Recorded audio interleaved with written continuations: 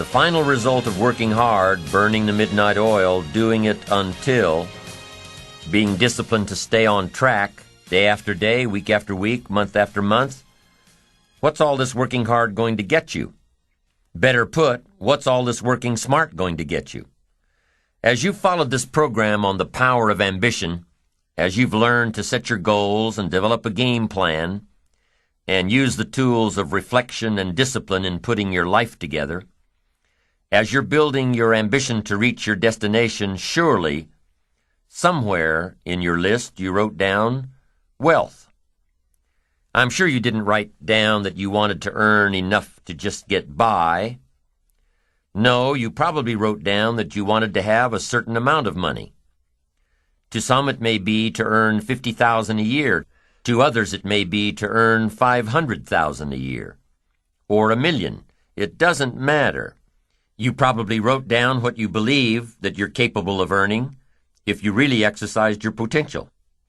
What you want to earn the next year, 3 years, 5 years, 10 years, in your lifetime. And that figure probably would be viewed by the majority as being rich, getting the most from your ambition, being rewarded by your ambition. Now, I'm not talking about the incredible feelings of accomplishment. I'm talking about the tangible rewards of ambition. How wealthy should you be in knowledge and in spirit?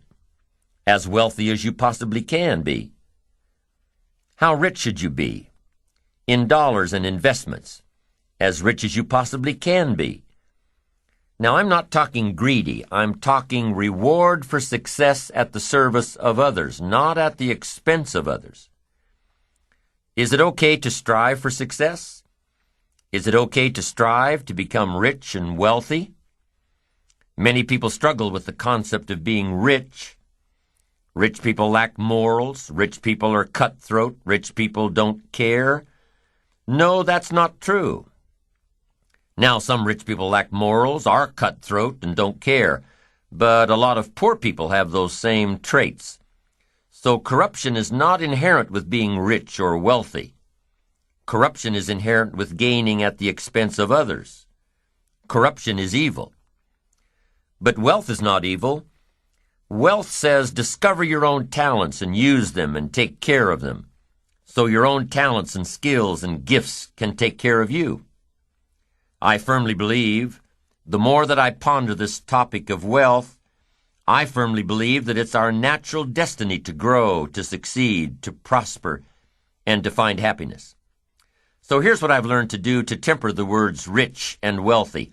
I call it becoming financially independent. That's a little easier than rich or wealthy. Because some people have this idea that to be wealthy or rich, you've got to misuse people. You've got to tell lies. You've got to throw away values. If being rich bothers you, don't pursue riches. Some people even tell me that the Bible says it's hard for a rich man to reach heaven. I say, well, that language suits me. It didn't say it was impossible. It just said it was hard. I don't mind a little hard stuff. I'm also reminded that the Bible says the meek shall inherit the earth. But where does it say that in order to be meek you have to be poor?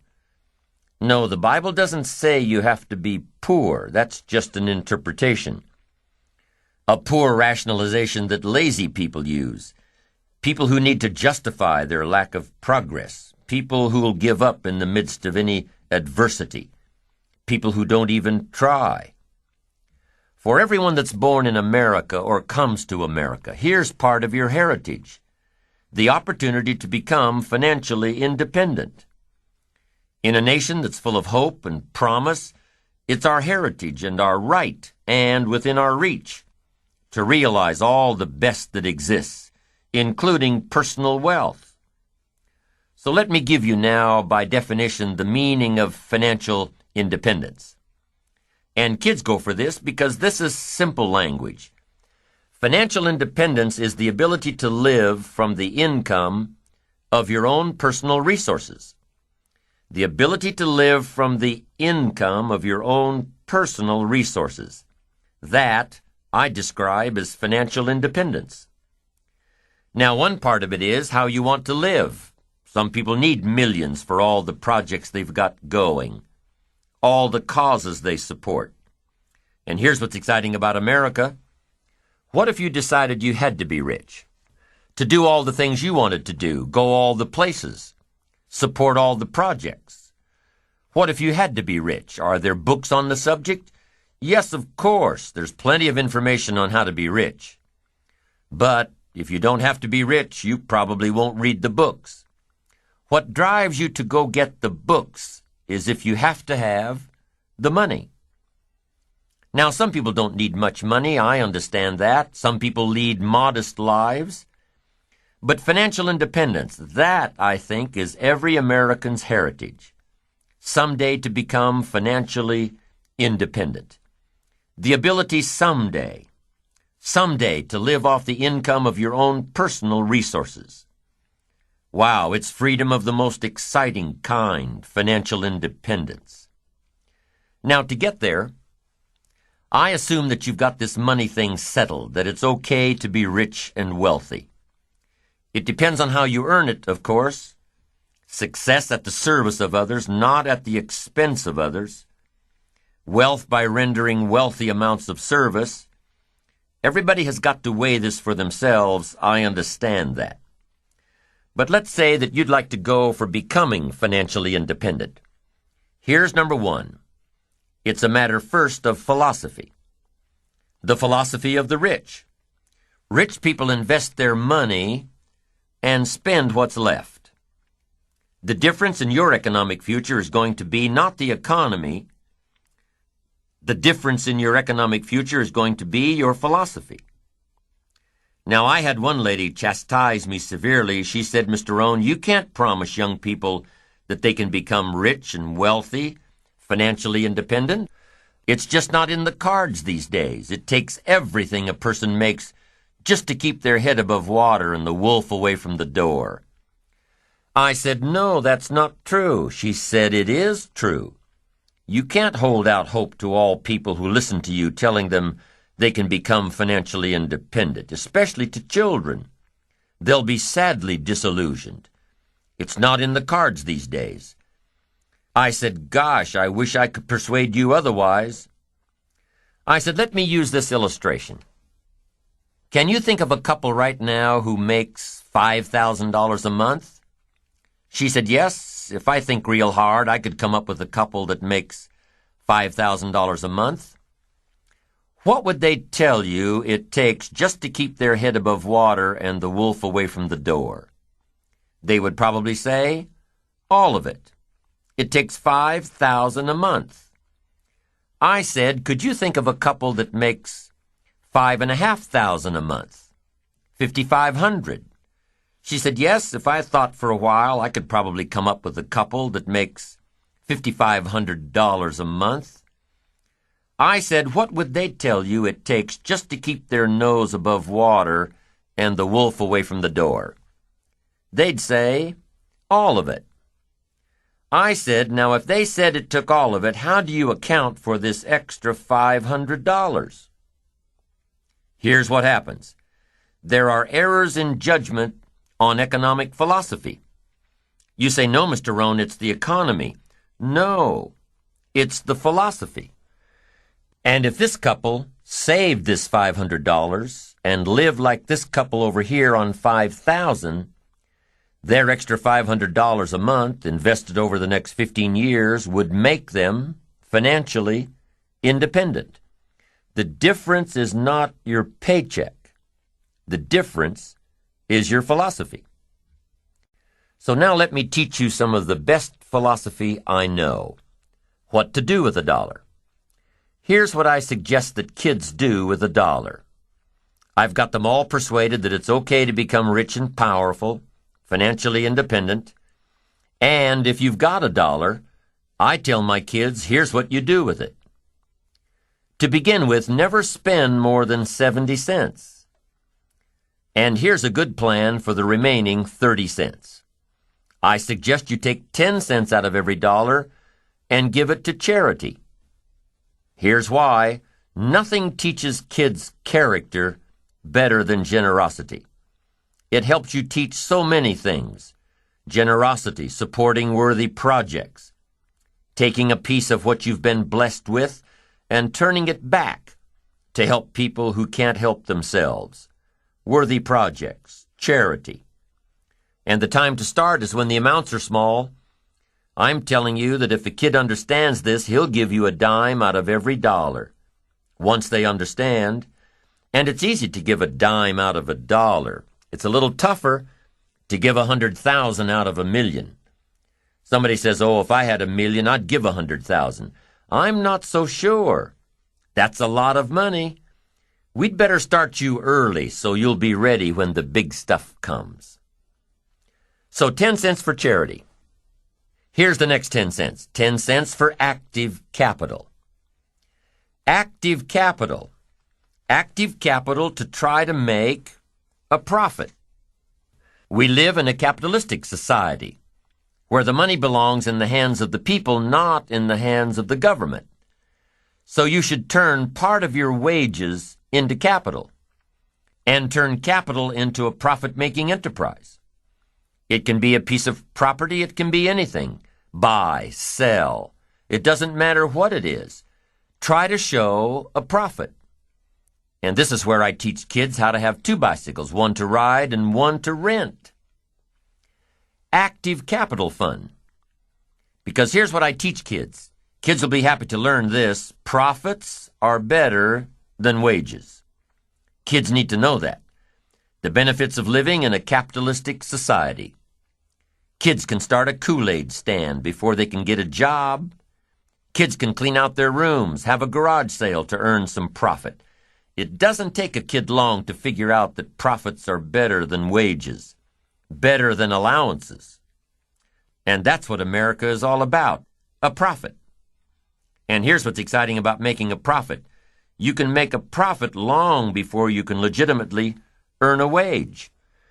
There are no limits. Your profits can sometimes accelerate much faster than your wages. Teach your kids early. Profits are better than wages. Wages make you a living. Profits make you a fortune. And we should all try our hand at making a profit since we live in a capitalistic society. How long will it take to triple your wages currently? A while. But profits, there's no limit. My gosh, once I understood this, I went bonkers. Profits. The whole world benefits if we all leave more profit. Leave a profit. Make a profit. I talked to a man who rents a lot of apartments. He said, Mr. Rohn, you wouldn't believe it. Most people, when they leave the apartment, it's trashed. I said, you've got to be kidding. He said, no.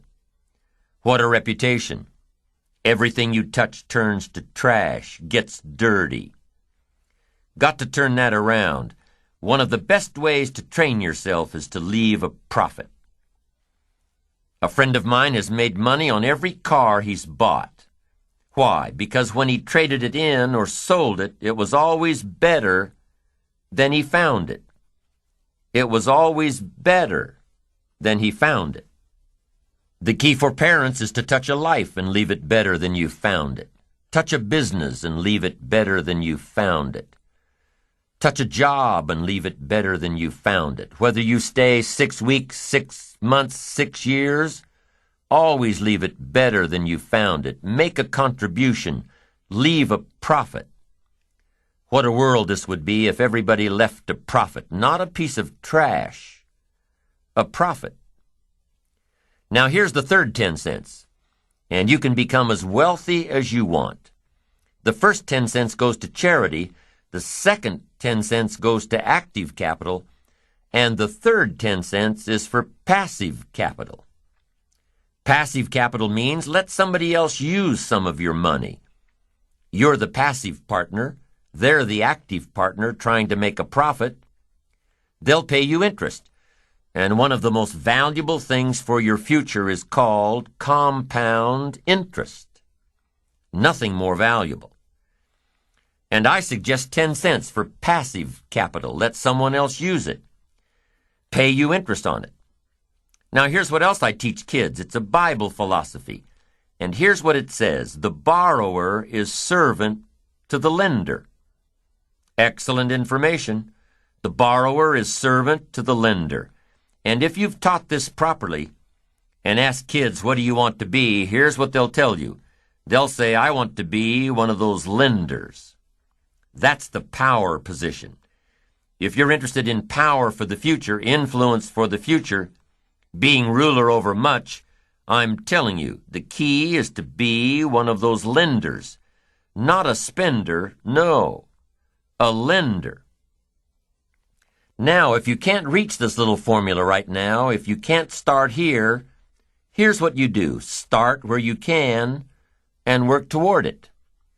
70-10, 10 and 10 is the ideal. And it doesn't matter if you're trying to lose weight or to get your health in order or to get your finances in order. Here's the key. Set up the ideal and work toward it. Set up the ideal and work toward it. Next in building your financial independence is to keep strict accounts. Don't let yourself or anyone else talk you out of keeping strict accounts. You've got to know exactly where it comes from. You've got to know exactly where it's all going. Don't fall into the I don't know where it all goes trap. Don't fall into that. It just gets away from me. No, keep strict accounts.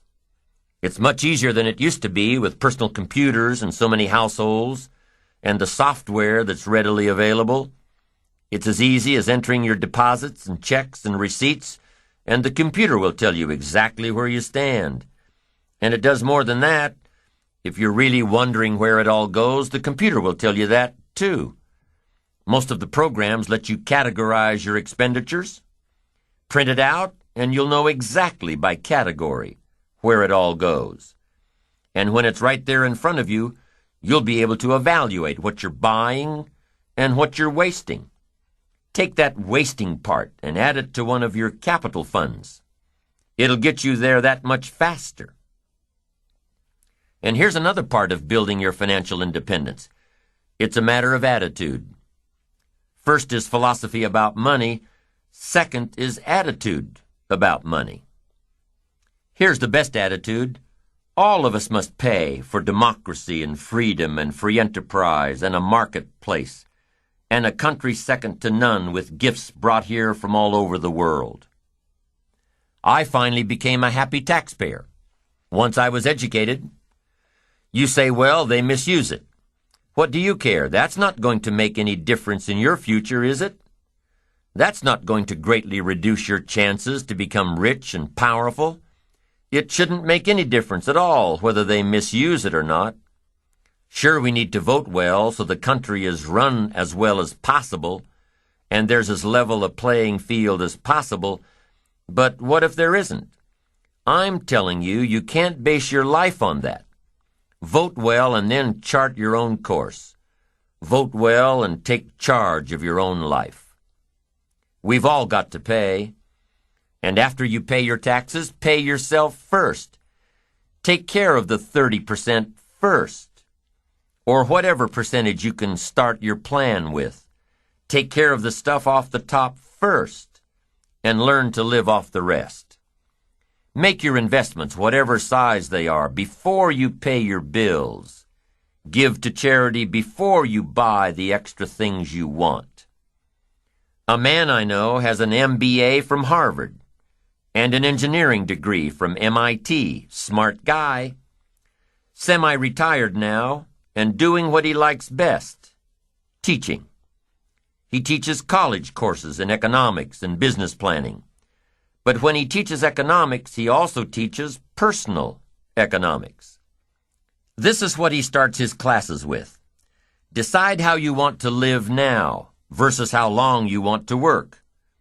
Decide how you want to live now versus how long you want to work. This means if you want to spend everything you make now, you'll have to work longer and harder. If you spend everything you make now, you'll have no choice but to work longer and harder. But if you start investing in your financial future now, you'll have the choice between retiring early or traveling more or continuing your career or starting a new career later in life. Once again, it all comes down to choices. Think tomorrow today and live better tomorrow. Here's the next thing to think of when you're planning your economic future. Be careful with your credit cards. Selling money is big business. You probably get invitations in the mail to sign up for a new credit card a couple of times a month. Having some credit cards is important, especially if you travel. It's safer than cash. It's easier to track than cash. But be careful.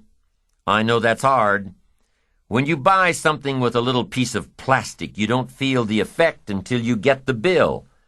So make sure that whatever you buy, you're still happy with your purchase after you get the bill. And be careful with credit. It's the easiest way to get into debt. Go into debt strategically, not habitually.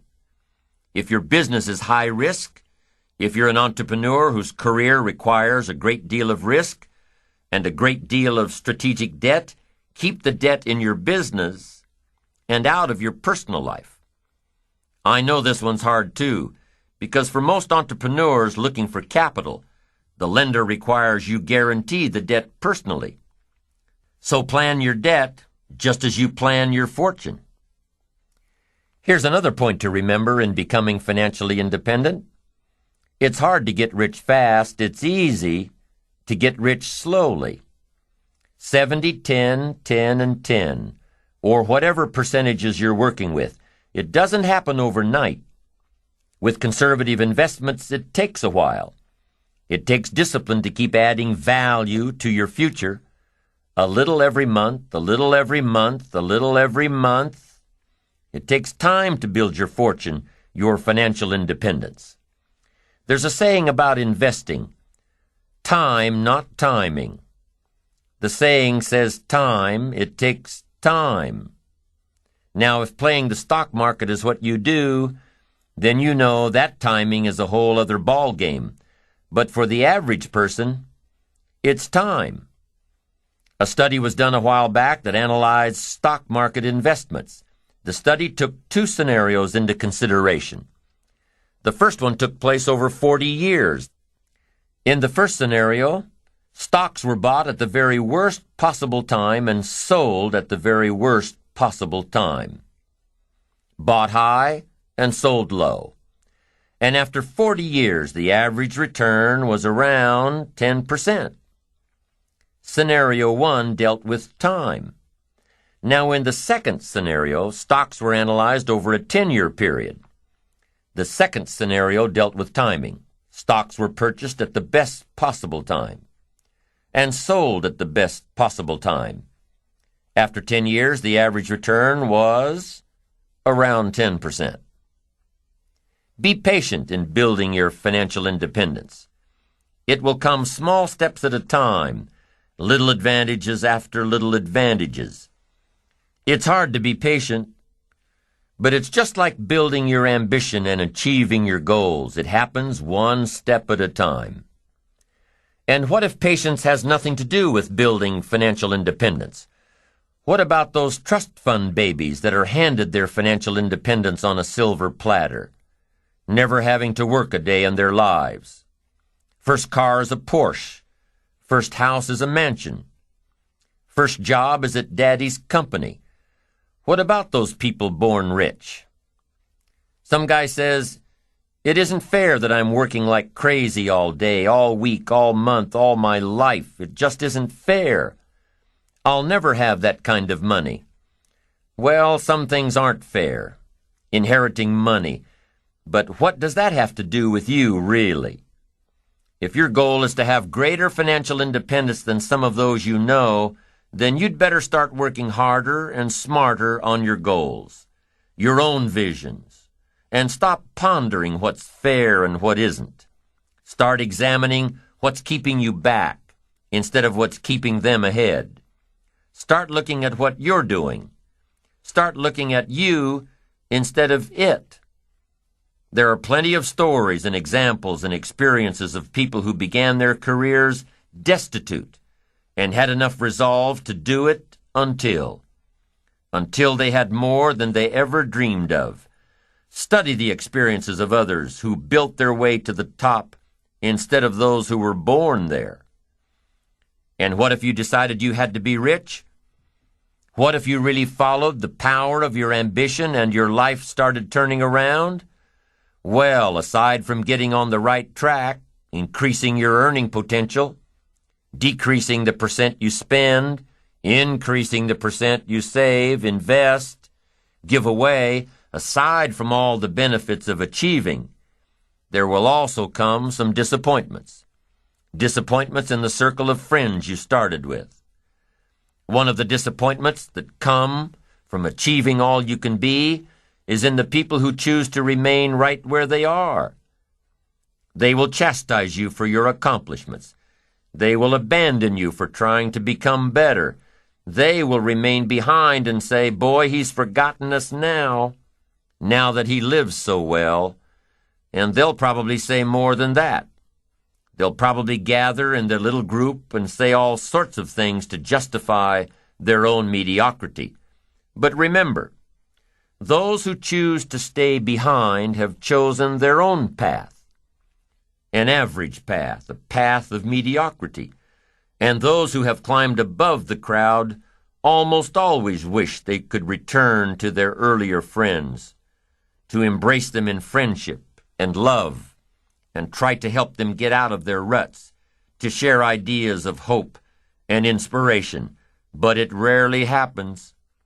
Jealousy builds a big wall, one that is almost impossible to break down. So as you change, your life will change, your friends will change, your circle of influence will change. And that's part of achievement and ambition and success. An ever-changing process required to become the person worthy of reaching your goals. There are many reasons why people don't build their ambition, strive to become better, be the best they can. Many reasons, but it only takes one. We talked about many fears in an earlier session and how to work to overcome them. But here's one we didn't talk about: risk.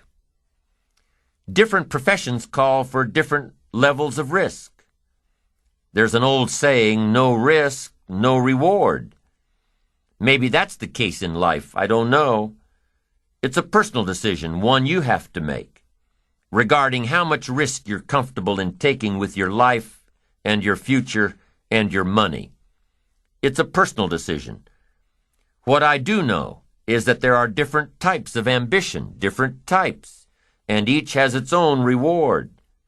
The ambitions of a salesperson are different than the ambitions of a manager. The ambitions of a manager or an executive are different than the ambitions of an entrepreneur. The ambitions of an entrepreneur are different than the ambitions of an artist or a scientist or a teacher. With different levels of ambition come different levels of risk and different levels of reward. Salespeople are probably more able to handle risk than managers and professionals. And the higher the risk, the higher the earning potential. Entrepreneurs are probably even more risk-oriented. They have to be. An entrepreneur's ambition must overpower the risk of losing it all in an attempt to gain their dream. Your level of ambition may or may not be equated with your ability to take on risk. Most people can't deal with so much failure to reach success. There are only a few people, even among the most ambitious, that have the tenacity, intestinal fortitude, tolerance level to follow a risky ambition. Whatever the level of ambition, whatever the level of risk, there must always be the discipline to overcome the failures and see the end result. To keep trying until. Jonas Salk kept working through his failures until he developed the polio vaccine. Whatever your level of ambition, keep doing it until you get there. The riskier the ambition, the greater need for stability in your personal life. If you've got everything on the line in your business, you'll want to make sure everything is in line at home. John D. Rockefeller was very frugal in his personal habits, but he was willing to take risks, big risks, with investments and debts, risks that made his colleagues shudder. So as you're developing your own plan for financial independence, as you're working toward the ideal of living off of 70% of what you make, remember the first step is to define a plan. It may not be ideal, but you're taking the first steps. And when you follow your plan, the money you put away today will help you build your financial independence tomorrow. And with financial independence, the result of your ambition, the reward of your ambition, with financial independence comes freedom like you've never known before. Freedom and options. To live where you want to live, to do what you want to do, to go where you want to go, to drive what you want to drive, to support the causes you want to support. With financial independence comes the freedom of choice. It's okay to be rich. It's okay to be wealthy. It's okay to be successful, as long as it's at the service of others, not at their expense.